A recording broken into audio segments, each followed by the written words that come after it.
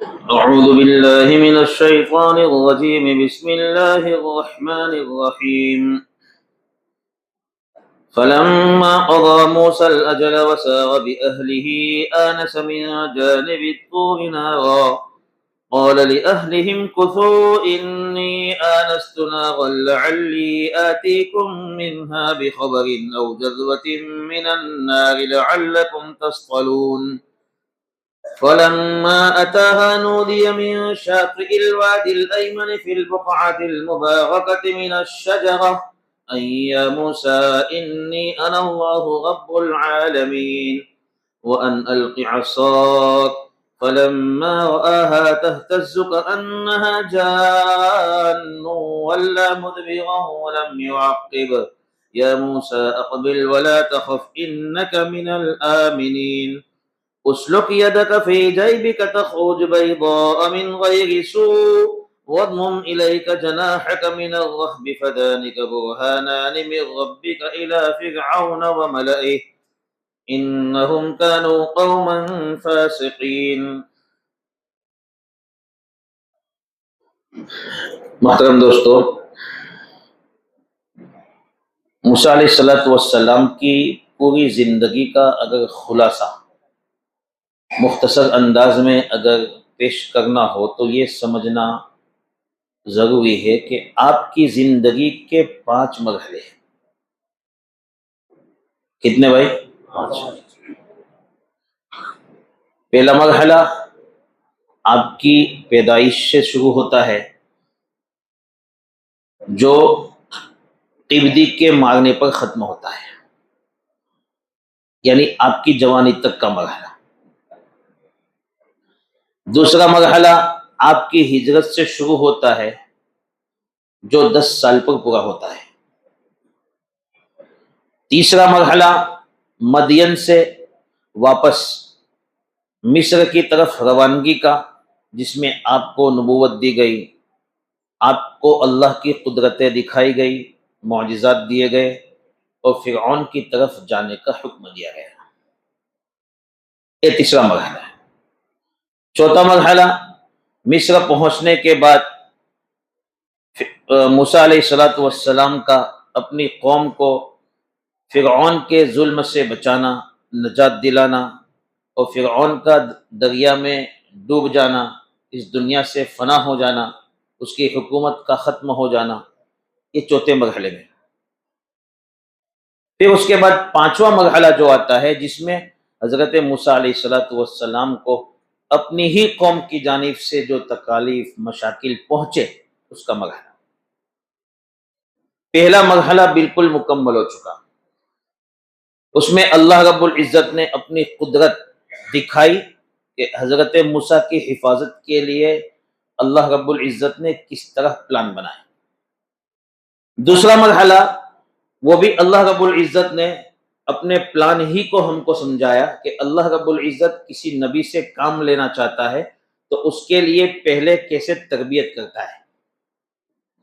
یہ کوئی ایسا اتفاقی حادثہ نہیں تھا کہ قبطی کو مارا، فرعون کے لوگ پکڑنے آ گئے، حضرت موسیٰ ہجرت کر کے مدین چلے گئے، مدین 2 لڑکیوں کو دیکھا پیچھے ہوئے ہٹی ہوئی ہے، پھر حضرت شعیب کے پاس گئے، وہاں 10 سال رہے. اتفاقی حادثہ نہیں ہے. اس میں حضرت موسیٰ کو بڑا بنانا ہے، ان کی تربیت کرنا ہے، آگے ذمہ داری دینا ہے، نبوت کا بوجھ ان کو اٹھانا ہے.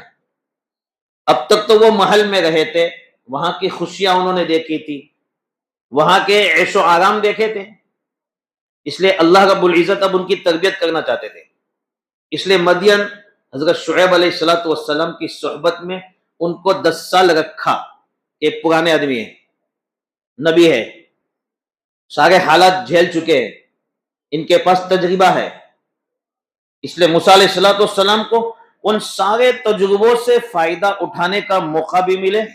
موسیٰ علیہ السلام خود تجربہ کار ہو جاوے، ان میں علم بردباری پیدا ہو جاوے، اور وہ دیکھے کہ لوگوں کے ایسے حالات بھی ہے کہ گھاس پھوس کے مکان میں رہ رہے ہیں، دیہات کا ماحول ہے. اب تک تو محل کا ماحول دیکھا تھا، اب دیہات کا ماحول ہے، کچے مکانات ہیں، ان میں لوگوں کے کیا کیا حالات ہیں، معاشی اعتبار سے کیا ہے، دینی اعتبار سے کیا ہے، ساری چیزیں اللہ رب العزت نے ان 10 سالوں میں حضرت موسیٰ کو دکھائی، تربیت کی، بس ایک بڑے آدمی کی صحبت میں رکھا اور تربیت کی۔ تو یہ کوئی اتفاق حادثہ نہیں ہے، اللہ کی جانب سے ایک پلان تھا، سارا پلان۔ 10 سال کے بعد حضرت موسیٰ علیہ السلام کو بھی اپنی قوم کی یاد آئی، اپنے وطن کی یاد آئی، اور ان کو اللہ رب العزت نے دل میں خیال ڈالا کہ اب جانا چاہیے اپنے وطن، ذمہ داریاں ہیں وہاں کی، وہاں ظلم ان پہ ہو رہا ہے، اس لیے اس ظلم سے اپنی قوم کو ہٹانا ہے۔ تو حضرت موسیٰ علیہ السلام کی شادی تو ہو چکی تھی، جیسا کہ کل گزر چکا۔ خود ان کے خسر نے اپنی بیٹی حضرت موسیٰ کے سامنے پیش کی تھی، اور اس میں کوئی آگ بھی نہیں، عیب بھی نہیں ہے۔ آدمی باپ اپنی بیٹی کو سامنے سے کسی کے رشتے میں دے سکتا ہے، کوئی دیتا ہے تو اس کا مطلب یہ نہیں ہے کہ کوئی نہیں لے جاتا ہے اس لیے دے رہا ہے، ایسا نہیں ہے، ہو سکتا ہے۔ حضرت عمر نے اپنی بیٹی ابوبکر صدیق کو پیش کی، حضرت عمر نے اپنی بیٹی حضرت عثمان کو پیش کی۔ صحابہ کے بہت سارے واقعات ہیں اس طرح کے، اپنی بیٹیوں کو آگے چل کے پیش کرنے کے، اس لیے اس میں کوئی عیب نہیں ہے۔ تو حضرت شعیب نے خود شادی کروائی، اب شادی کرنے کے بعد 10 سال وہاں رہے، اولاد بھی ہوئی۔ جب جانے کا من چاہا حضرت موسیٰ علیہ السلام کا، تو حضرت شعیب علیہ السلام نے، یعنی حضرت موسیٰ کے خسر نے، ایک ہدیہ پہلے سے دینے کا ارادہ کیا تھا حضرت موسیٰ کو، وہ یہ کہ اس سال میری بکریوں میں سے جس بکری کو اس کی ماں کے کلر کے علاوہ بچہ پیدا ہو، دوسرے کلر کا، مختلف کلر کا، تو وہ ساری بکریاں میں تمہیں ہدیے میں دے دوں گا۔ یہ وعدہ تھا۔ حضرت شعیب علیہ السلام کی جو بکریاں تھی وہ کالے کلر کی تھی، تو اب جس بکری کو بچہ پیدا ہو اور وہ اس کا کلر مختلف ہو، یعنی چت کبرا ہو، کالا بھی ہو سفید بھی ہو، دونوں ساتھ میں ہو، ماں کے کلر سے الگ ہو، تو وہ حضرت موسیٰ کو ہدیے میں دینا ہے۔ بس اللہ کا فیصلہ تھا، اللہ رب العزت نے اس سال ساری بکریوں کو ایسے ہی بچے دیے، جس سال کا وعدہ تھا ایسے ہی بچے دیے جو حضرت موسیٰ کے حصے میں آئے۔ تو وہ ایک مستقل ریوڑ تھا جو حضرت موسیٰ علیہ السلام کو ہدیے میں دیا گیا تھا۔ تو وہ ریوڑ موسیٰ علیہ السلام اپنے بچوں کو لے کر، اپنی بیوی کو لے کر اب مدین سے روانہ ہوئے۔ قرآن کریم میں جہاں اس کا تذکرہ ہے وہاں اللہ یہ فرماتے سارا بھی اہلی، اپنے گھر والوں کو لے کر نکلے۔ اس لیے علماء فرماتے ہیں کہ گھر والوں میں کچھ بچے بھی تھے اور ان کی بیوی بھی تھی، تو خاندان کو لے کر نکلے۔ راستہ معلوم نہیں تھا، اپنے وطن جانا تھا، لیکن ڈر بھی تھا۔ جو راستہ، جس راستے پر وہ لوگ چلے ہیں، تو کسی ایسی جگہ پر رات میں پہنچے جہاں پر سخت ٹھنڈی کا ماحول تھا،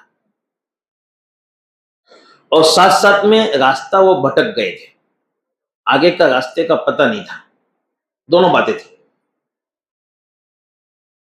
ایسے وقت میں انسان دو چیزوں کا محتاج ہوتا ہے، نمبر 1 آگ، تاکہ اس کے ذریعے سے گرمی حاصل کرے، جس کو ہم کہتے ہیں تاپنی کرے، اور دوسرے نمبر پر راستہ دکھانے والا کوئی آدمی مل جاوے جو حضرت موسیٰ علیہ السلام کو مصر کا راستہ دکھاوے۔ بس اسی حالت میں کشمکش میں تھے، پریشانی کے عالم میں تھے کہ حضرت موسیٰ علیہ السلام نے دیکھا کہ دور کہیں آگ نظر آ گئی۔ قرآن اس کو کہتا ہے آنس من جانب الطور نارا، جہاں حضرت موسیٰ علیہ السلام رکے ہوئے تھے اس چیز کی تلاش میں کہ آگ ملے اور راہ دکھانے والا ملے، وہ جگہ بالکل کوہ طور، یعنی طور نامی جو پہاڑ ہے اس سے بالکل قریب تھی۔ تو موسیٰ علیہ السلام نے دیکھا کہ آگ دکھ رہی ہے، اور ممکن ہے چونکہ وہ اللہ کی طرف سے ایک نور تھا حقیقت میں، جو آگ کی شکل میں حضرت موسیٰ کو دکھائی دے رہا تھا، حضرت موسیٰ کی بیوی کو نہیں دکھائی دیتا ہو۔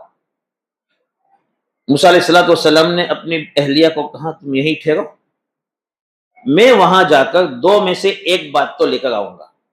آگ ہے، اس کا مطلب یہ ہے کہ وہاں کچھ لوگ ہیں جلانے والے۔ آگ جلنے سے پتہ چلتا ہے کہ لوگ ہیں۔ فتح مکہ کے موقع پر ہمارے نبی محمد صلی اللہ علیہ وسلم نے صحابہ کو بکھیر دیا تھا، تھوڑے تھوڑے صحابہ مل کر الگ الگ جگہ آگ جلاؤ تاکہ مکہ کے کافروں کو پتہ چل جائے کہ حضرت محمد صلی اللہ علیہ وسلم کا لشکر کتنا بڑا ہے۔ تو آگ سے پتہ چلتا ہے کہ آگ کے پاس لوگ ہیں۔ تو حضرت موسیٰ علیہ السلام نے آگ دیکھی تو اپنی گھر والوں کو، اپنی گھر والی کو کہا کہ میں جاتا ہوں، ہو سکتا ہے وہاں سے ہم کو کوئی خبر مل جائے راستے کی، یا کم سے کم درجے میں وہاں سے میں اس ٹھنڈی سے بچنے کے لیے آگ کا کچھ حصہ لے کر آؤں، شعلہ لے کر آؤں جلتا ہوا، جس سے ہم خود آگ سلگا کر گرمی حاصل کر سکیں۔ قرآن کہتا ہے لعلکم تصطلون، تاکہ کچھ گرمی حاصل کر سکیں۔ موسیٰ علیہ السلام جاتے ہیں کوہ طور، جہاں پہاڑ ہوتا ہے، پہاڑ کے دامن میں وادی ہوتی ہے۔ مکہ مکرمہ میں جو لوگ گئے ہیں، صفا مروہ کی سعی کرتے ہیں، تو صفا پہاڑ تھوڑا اونچا ہے، سامنے مروہ پہاڑ ہے وہ بھی اونچا ہے، دونوں کے درمیان میں ڈھال ہے، ایسے ڈھال ہے۔ یہ جو بیچ میں ڈھال ہوتا ہے نا، اس کو وادی کہتے ہیں۔ چونکہ اتنا احساس ہم کو زیادہ نہیں اس لیے نہیں ہو رہا ہے کہ وہاں سب کام ہو چکا ہے، فلورنگ کا کام ہو چکا ہے، پہاڑ ڈھک چکے ہیں، تھوڑا سا حصہ باقی ہے، اس لیے ہم کو اتنا احساس نہیں ہوتا ہے۔ پہاڑوں کے درمیان میں جو ڈھلان والی جگہ ہوتی ہے اس کو وادی کہتے ہیں۔ تو وہاں کوہ طور نامی پہاڑ تھا، اس میں جو وادی تھی اس وادی کو کہتے ہیں طویٰ۔ قرآن نے اس کا نام لیا ہے انک بالوادی المقدس طویٰ۔ یہ موسیٰ علیہ السلام کی زندگی کا تیسرا مرحلہ چل رہا ہے۔ اس وادی کو کہتے ہیں طویٰ۔ اس طویٰ میں، یعنی اس وادی کی داہنی جانب کے حصے میں ایک درخت تھا، اس درخت کے پاس یہ ساری چیزیں، یعنی روشنی ہو گئی۔ آگ کا جو احساس حضرت موسیٰ کو ہوا وہ وہاں آگ جل گئی۔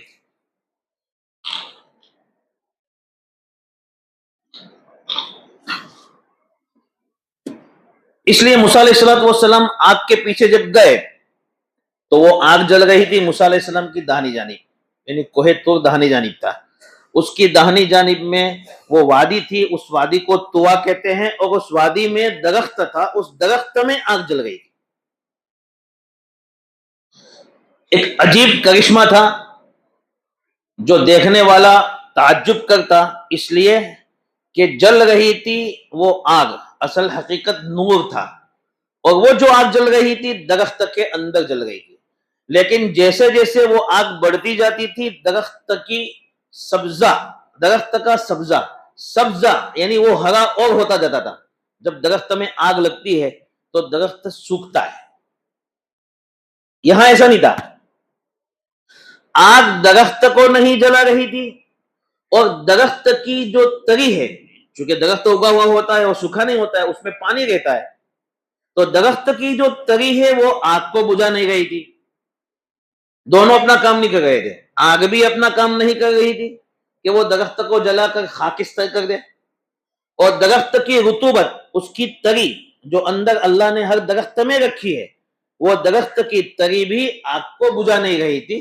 یعنی آگ میں سے اللہ نے جلانے کی صفت نکال لی تھی اور درخت میں سے بجھانے کی صفت نکال لی تھی، جیسا کہ حضرت ابراہیم علیہ السلام کے واقعے میں اللہ رب العزت نے آگ میں سے جلانے کی صفت نکال لی تھی۔ اللہ چاہتے تو بارش برسا کر ابراہیم کی آگ کو بجھا دیتے، لیکن اللہ نے ایسا نہیں کیا، اس لیے کہ اللہ اپنی قدرت دکھانا چاہتا تھا کہ جس چیز کو میں نے بنایا ہے سبب کے درجے میں، اس سے میں اس چیز کو، اس کی خاصیت کو چھین سکتا ہوں۔ یہاں بھی حضرت موسیٰ علیہ السلام کو اللہ رب العزت اپنی قدرت دکھانا چاہتے تھے، اور یہ دکھانا چاہتے تھے کہ اس وقت میں تم سے جو بات کر رہا ہوں وہ بالکل میں تمہارا خدا ہوں، اللہ ہوں۔ اس کے لیے وہ قدرت کا مظاہرہ ضروری تھا، اس لیے موسیٰ علیہ السلام آگ کے پاس گئے تو آگ ہاتھ میں نہیں آ رہی ہے، نہ درخت کو جلا رہی ہے اور نہ درخت آگ کو بجھا رہا ہے۔ وہ سمجھ گئے یہ تو اللہ کی قدرت کا مظاہرہ ہے. وہیں پر اللہ کی جانب سے ایک آواز آئی. اسی لیے حضرت موسیٰ علیہ السلام کو کلیم اللہ کہتے ہیں. اللہ سے ڈائریکٹ بات کرنے والے جو نبی ہے دنیا میں، وہ خاصیت صرف حضرت موسیٰ کو حاصل ہے. ہر نبی پر جو آتی ہے بات اللہ کی، وہ فرشتے کے واسطے سے آتی ہے. لیکن دنیا میں اگر کسی نبی نے اللہ سے ڈائریکٹ بات کی ہے تو وہ حضرت موسیٰ ہے. تو قرآن کہتا ہے فَلَمَّا أَتَاهَا نُودِيَ مِنْ شَاطِئِ الْوَادِ الْأَيْمَنِ فِي الْبُقْعَةِ الْمُبَارَكَةِ مِنَ الشَّجَرَةِ أَن يَا مُوسَىٰ إِنِّي أَنَا اللَّهُ رَبُّ الْعَالَمِينَ. وہ جو وادی تھی اس کا وہ حصہ جہاں درخت تھا وہ بڑا مبارک حصہ تھا، برکت والا حصہ تھا، اس لیے کہ یہاں حضرت موسیٰ علیہ السلام کو اللہ بات کرنے والے تھے. اس لیے آنے سے پہلے ہی سب سے پہلے اللہ رب العزت نے حضرت موسیٰ کو یہ کہہ دیا تھا. دوسری جگہ اس کا تذکرہ ہے فَاخْلَعْنَ عَلَيْكَ إِنَّكَ بِالْوَادِ الْمُقَدَّسِ طُوًى. اپنے چپل کو نکال دو، بغیر چپل کے اس وادی میں آؤ. ڈائریکٹ تمہارا پاؤں اس وادی کی مٹی سے لگے اور تمہارے پاؤں میں یہاں کے برکات حاصل ہو، ورنہ چپل کے ساتھ جائیں گے تو ڈائریکٹ پاؤں کے ساتھ یہاں کی مٹی کے برکات حاصل نہیں ہوں گے. اس لیے بہت سارے بزرگان دین کے واقعات ہیں کہ مدینہ میں جاتے ہیں تو وہاں بغیر چپل کے وہ چلتے ہیں تاکہ ہو سکتا ہے کہ حضور اکرم صلی اللہ علیہ وسلم کے پاؤں مبارک جس مٹی پر اس زمانے میں پڑے تھے اس برکت والی مٹی کہیں ہم کو لگ جائے. تو اللہ رب العزت نے حضرت موسیٰ کو فرمایا یہ بڑی عظمت والی جگہ ہے، وہ ہے طور اور اس کی یہ وادی جس کو طوا کہتے ہیں. اس لیے حضرت موسیٰ علیہ السلام کو سب سے پہلے ادب سکھایا. یہاں آنا ہے، یہاں چپل نکال کے آنا ہے. موسیٰ علیہ السلام کو اللہ کی جانب سے سب سے پہلے آواز آئی انی انا اللہ رب العالمین. اللہ نے اپنی پہچان کروائی میں کون ہوں، یعنی میں جو بول رہا ہوں. قدرت تو پہلے دکھا دی، پھر فرمایا میں جو بول رہا ہوں انا اللہ رب العالمین، سارے جہاں کا پالنہار میں اللہ ہوں، میرے سوا کوئی معبود نہیں، میری ہی عبادت کی جائے گی. اللہ رب العزت نے اپنا تعارف کروایا، مطلب میں بول رہا ہوں وہ اللہ ہوں ڈائریکٹ، کوئی فرشتہ یہاں بیچ میں واسطہ نہیں ہے. وَأَقِمِ الصَّلَاةَ لِذِكْرِي،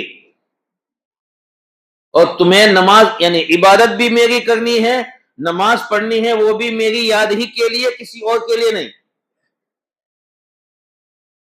پھر اس کے بعد چونکہ موسیٰ علیہ السلام نے 10 سال حضرت شعیب کے یہاں کی بکریاں چرائی تھی، اس لیے وہاں ان کے پاس ایک عصا تھا.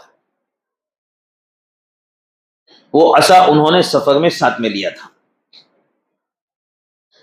یہ عصا موسیٰ علیہ السلام کے ہاتھ میں جو تھا اس سے کیا کیا فائدے ہیں، حضرت موسیٰ اس سے کیا کیا فائدے اٹھاتے ہیں اپنی زندگی میں، یہ حضرت موسیٰ جانتے تھے. لیکن آگے اس کو اللہ کا دین امت کو سمجھانے کے لیے اس سے کیا فائدہ اٹھانا ہے وہ حضرت موسیٰ نہیں جانتے تھے.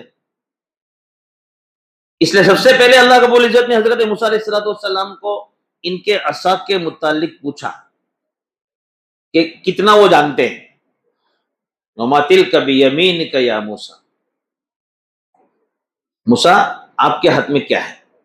موسیٰ علیہ السلام کو تو یقین ہو گیا کہ میری بات ڈائریکٹ کس سے ہو رہی ہے، اللہ سے ہو رہی ہے. اس لیے جب اللہ سے بات ہو رہی ہے تو موسیٰ علیہ السلام اس کا احساس کرنے لگے کہ یہ بہت عظیم موقع ہے میرے لیے، اس لیے فائدہ اٹھانا چاہیے. تو جب اللہ نے حضرت موسیٰ علیہ السلام کو پوچھا تمہارے ہاتھ میں کیا ہے، داہنے ہاتھ میں، حضرت موسیٰ علیہ السلام نے فرمایا عصایا، میری عصا ہے، یہ میری لاٹھی ہے. اس کے بعد اس کے سارے فائدے کیا اٹھاتا ہوں میں اس کو گنوانے لگے. اتوکل علیہا واہش بہا علی غنمی ولی فیہا مآرب اخرى، اس پر میں سہارا بھی لے کر چلتا ہوں. واہش بہا علی غنمی، اپنی جو بکریاں ہیں میں نے بتایا نا حضرت شعیب علیہ السلام نے دی تھی ساتھ میں، ان بکریوں کو اس سے چارہ بھی کھلاتا ہوں، مطلب درخت سے پتے جھاڑتا ہوں ان کے لیے اور ان کو کھلاتا ہوں، اور دوسرے بھی میرے فائدے ہیں اس میں۔ موسیٰ علیہ السلام اس طرح کے دنیاوی فائدے اس سے جانتے تھے کہ کیا کیا فائدے ہیں۔ اللہ رب العزت کو اس لاٹھی میں ایک معجزہ حضرت موسیٰ کو دکھانا تھا کہ موسیٰ تمہاری لاٹھی کی صرف اتنی حیثیت نہیں ہے جتنی تم سمجھتے ہو، اس لیے اپنا خاص بندہ حضرت موسیٰ کو بنانا تھا۔ اس لیے اللہ رب العزت نے اس کے بعد پھر فرمایا، یعنی کہنا یہ چاہتے تھے کہ صرف تمہاری لاٹھی کی اتنی حیثیت نہیں ہے، اس سے بڑھ کر حیثیت ہے۔ القی عصاک، چلو ایک کام کرو، تم اپنے عصا کو نیچے پھینکو۔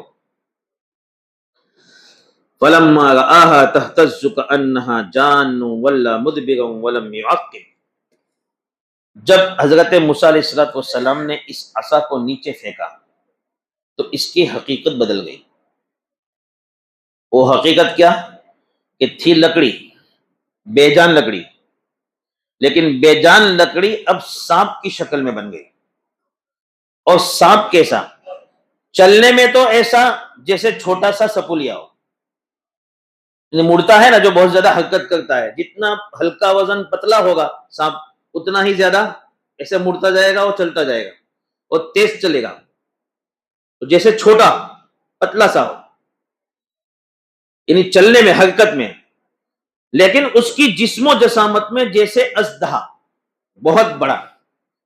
ابن کثیر وغیرہ نے تو لکھا ہے یعنی بڑے بڑے پتھر کو وہ نگلتا جاتا تھا، جیسے ہی عصا پھینکا اتنا بڑا جسم اس کا ہو گیا کہ بڑے بڑے پتھر کو نگلتا ہوا۔ اس کی دانتوں کی جو آواز، انسان جب کسی چیز کو چباتا ہے تو اس کی دانتوں کی آواز جو سنائی دیتی ہے، وہ آواز حضرت موسیٰ نے سنی۔ تو جسم بہت بڑا، اس لیے قرآن کبھی اس کو کہتا ہے ثعبان مبین، ثعبان کہتے ہیں ایسا بڑا اژدہا، اس کو اژدہا کہا ہے قرآن نے۔ یہاں جانن کہا اس لیے کہ چلنے میں بہت حرکت کر رہا تھا، تو تیز چل رہا تھا، حرکت کر رہا تھا، اس لیے چھوٹے سے سانپ کی طرح تھا، پتلے سے سانپ کی طرح، لیکن جسم و جسامت میں بڑا اژدہا تھا، اس لیے قرآن اس کو ثعبان مبین بھی کہتا ہے۔ اتنا بڑا سانپ، ظاہر بات ہے ایک تو یہ ہے کہ ایک عصا ہو سوکھا ہوا، اس میں اتنی جان آ جاوے کہ وہ ہرا بن جاوے، سوکھی لکڑی ہری لکڑی بن جاوے، تو اتنا بھی مطلب انسان اس سے زیادہ ڈرے گا نہیں۔ لیکن یہاں تو ایک حقیقت ہی بدل گئی کہ لکڑی لکڑی نہیں رہی اور لکڑی ایک جاندار جانور میں بدل گئی۔ اس لیے انسانی طبیعت کے حساب سے حضرت موسیٰ علیہ السلام چاہے نبی تھے، نبی ابھی بنائے جانے والے تھے، لیکن پھر بھی چونکہ ان میں انسانی طبیعت میں اس طرح کے موذی اور تکلیف دینے جانوروں سے ڈر انسان کی طبیعت میں ہے، اس لیے موسیٰ علیہ السلام ڈر گئے اور ڈر کے بھاگے۔ قرآن کہتا ہے اس کو وَلَّا مُدْبِرًا وَلَمْ يُعَقِّبْ، اور بھاگے تو ایسے کہ پیچھے مڑ کر بھی نہیں دیکھا حضرت موسیٰ علیہ السلام نے۔ اللہ رب العزت نے جب یہ دیکھا، اللہ رب العزت نے حضرت موسیٰ کو پکار کر کہا اقبل ولا تخف انک من الآمنین، ماہیت اور حقیقت ہم نے بدلی ہے، ہم اس پر قادر ہیں، لیکن اس کا کنٹرول بھی ہمارے ہاتھ میں ہے، یہ ہمارے حکم کا تابع ہے، لہذا موسیٰ تمہیں اس سے ڈرنے کی ضرورت نہیں، تم بالکل امن میں ہو، یہ تمہیں کچھ بھی نہیں کر سکتا ہے، اس سے تم کو کوئی خطرہ لاحق نہیں۔ یہ چیز حضرت موسیٰ کی ذات میں پیدا کرنی ضروری تھی، اس لیے کہ یہ پہلا موقع تھا، اس کی مشق ہو گئی ہے، ابھی یہ پہلا موقع تھا، اس کی مشق ہو گئی ہے کہ جہاں کہیں یہ عصا سانپ بن جائے وہاں موسیٰ اب کے بعد ڈریں گے نہیں۔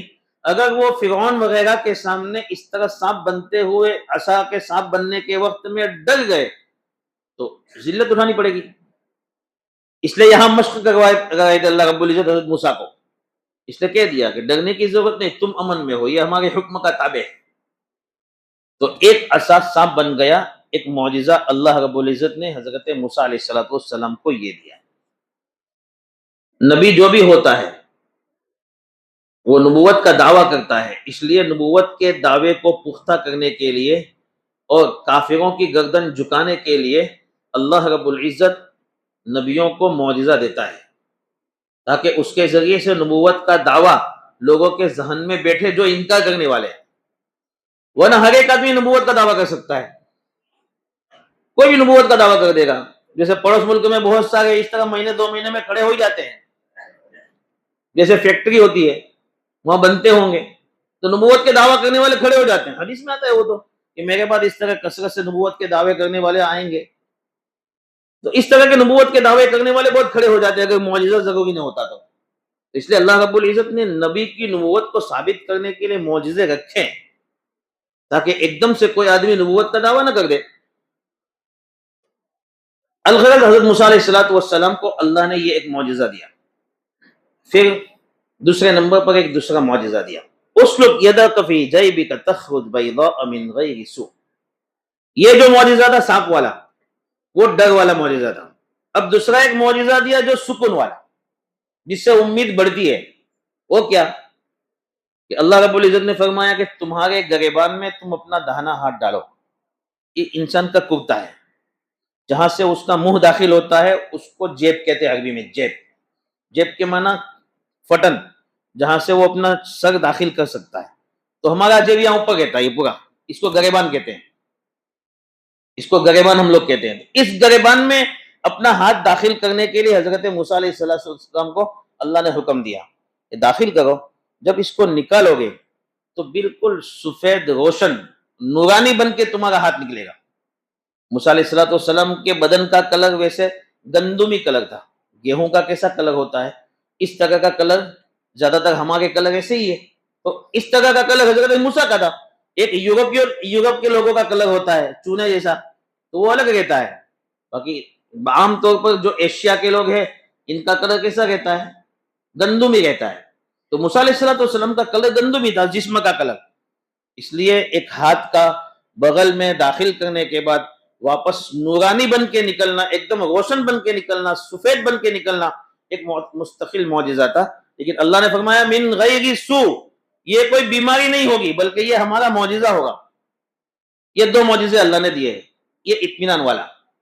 اور ساتھ میں چونکہ حضرت موسیٰ علیہ السلام کو وہ سانپ دیکھ کر ڈر بیٹھ گیا تھا، اس لیے اللہ رب العزت نے ایک اور بات ان کو ارشاد فرمائی، وَضْمُمْ إِلَيْكَ جَنَاحَكَ مِنَ الرَّهْبِ، اپنا جو ہاتھ ہے اس کو تم اپنے سینے سے ملا دو۔ ڈر کو ختم کرنا ہے تو یہاں رکھ دو داہنے ہاتھ کو، تمہارا ڈر ختم ہو جائے گا۔ ابن کثیر رحمۃ اللہ علیہ نے لکھا ہے جس مومن کو اس طرح کا ڈر کہیں بھی بیٹھ جائے، دشمن کا ڈر یا کسی جانور کا ڈر، تو اس کو چاہیے کہ یہ عمل کر کے دیکھے، اللہ کا نام لیتے ہوئے اپنے داہنے ہاتھ کو اپنے سینے پر رکھ دے، تو اس کی وجہ سے انشاءاللہ وہ ڈر چلا جائے گا۔ یہ طریقہ اللہ نے حضرت موسیٰ کو بتایا۔ تو 2 معجزے دیے اور ڈر ختم کرنے کا طریقہ بھی اللہ نے حضرت موسیٰ کو بتایا۔ یہ 2 معجزے دے کر اللہ فرماتے ہیں فَذَانِكَ بُرْهَانَانِ مِن رَبِّكَ إِلَىٰ فِرْعَوْنَ وَمَلَئِهِ، فرعون اور اس کا جو بھی قافلہ ہے، اس قافلے کے پاس تمہیں جانا ہے یہ 2 معجزے لے کر۔ یہی 2 معجزے یہی 2 معجزے تم کو تمہارے پیغام پہنچانے میں مددگار ثابت ہوں گے۔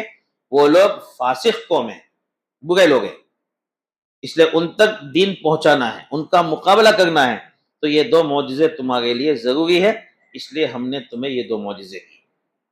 تو اللہ رب العزت نے اس مرحلے میں حضرت موسیٰ علیہ السلام کو جہاں آگ لینے گئے تھے وہاں پر آگ نہیں، نور اور نبوت دی، اور نبوت سے سرفراز فرمایا، اور نبوت لے کر وہ اپنی بیوی کے پاس پہنچے۔ اس کے بعد پھر وہ وہاں سے چلے ہیں۔ آگے کا سفر انشاءاللہ آئندہ کل بیان کیا جائے گا۔ اللہ رب العزت ہم سب کو صحیح سمجھ عطا فرمائے۔